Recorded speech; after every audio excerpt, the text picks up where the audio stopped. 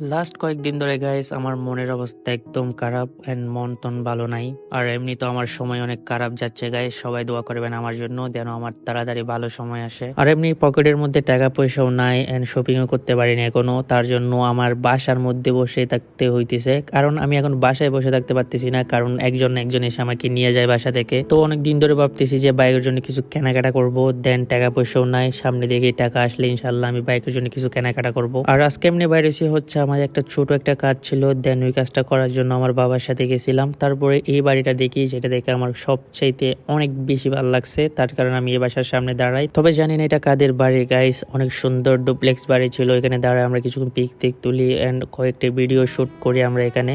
তবে আমি বাইরে হলে ছবি তুলি, দেন এটা সবাই জানেন। আর আমি এত কেন ঘুরি এটা নিয়ে অনেকের প্রশ্ন। দেন গাইস কারো যদি মন খারাপ থাকে অবশ্যই ঘুরাই লাগে, আর আমারটা একদমই আলাদা। আমার যখন মন খারাপ থাকে গাইস তখন আমি বাসা থেকে বাইরে পড়ি, কারণ আমার বাইক নিয়ে যদি না ঘুরি আমার মনটা ভালো হয় না। আর এমনিতে তো গাইস অনেক দিন ধরে আমার সময় খারাপ যাচ্ছে, দেন সবাই দোয়া করবেন আমার জন্য যেন আমার সময়টা খুব তাড়াতাড়ি ভালো আসে।